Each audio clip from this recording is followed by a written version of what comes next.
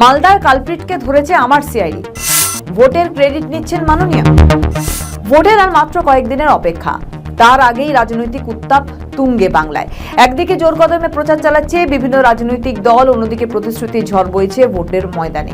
আরও একটি কথা না বললেই নয়, বাকযুদ্ধ থেমেনি, কাউকে 1 ইঞ্চি জমি ছাড়তে নারাজ। এসআইআর জ্বর যেন কিছুতেই কাটছে না। পাশাপাশি মালদার ঘটনায় সরগরম রাজ্য রাজনীতি। সিআইডির তরফ থেকে মূল অভিযুক্তকে গ্রেফতার করা হয়েছে। মূল অভিযুক্তকে গ্রেফতার করার পর হরিরামপুরের জনসভা থেকে চাঞ্চল্যকর দাবি করেন মুখ্যমন্ত্রী মমতা বন্দ্যোপাধ্যায়। কি দাবি করেছেন শুনুন একবার। থেকে সব সরিয়ে দিয়েছে, দিয়ে মালদায় দাঙ্গা করেছে। কাকে দিয়ে জানেন? মুম্বাই থেকে নিয়ে এসেছিল পাগড়িধারী, টাকাধারী, বিজেপি দল, ভোট কাটারি। হাতে নাতে গ্রেপ্তার করেছে। আজকে সকালবেলায় সিআইডি করেছে।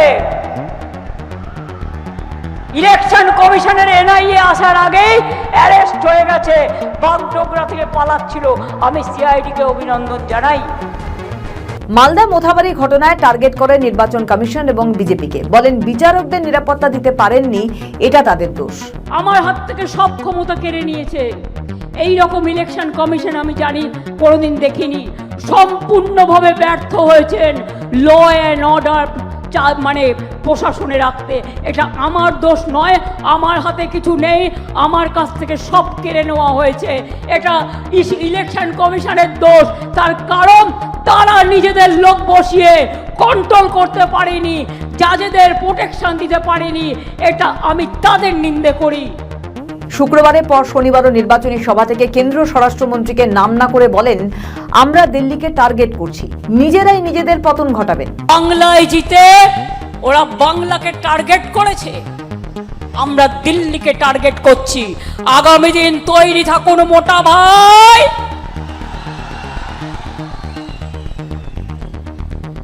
বিনাশকালে বুদ্ধি নাচ করে বাংলায় যা ক্ষতি করছেন, মানুষের জীবন কেড়ে নিচ্ছেন, এর বদলা ধর্মের কল বাতাসে নড়ে।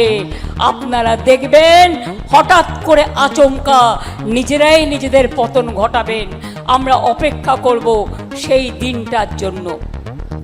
প্রসঙ্গত, পুলিশের তরফ থেকে জানানো হয়েছে, বুধবার কলকাতা থেকে ইটাহার ফেরার সময় কালিয়াচক 2 নম্বর বিডিও অফিসের সামনে ভাষণ দেন আইনজীবী মোফাক্করুল ইসলাম। গাড়ির মাথায় উঠে বক্তৃতা দেওয়ার ভিডিও সেই সময় বেশ ভাইরাল হয়েছিল। পুলিশের দাবি, মোফাক্করুলই ঘটনার মূল প্ররোচনাকারী। মোথাবাড়ি ও কালিয়াচক থানা দুটি মিলিয়ে মোট 19টি মামলা রুজু করা হয়েছে এই ঘটনায়, যার মধ্যে 35 জনকে গ্রেফতার করা হয়েছে। রাজনীতির অলিন্দে প্রশ্ন উঠতে শুরু করেছে, সামনেই ভোট, সেই কারণেই কি এসব কথাবার্তা বলেন? ভোটের ক্রেডিট নিতে চাইছেন মাননীয়া? তুঙ্গে জল্পনা।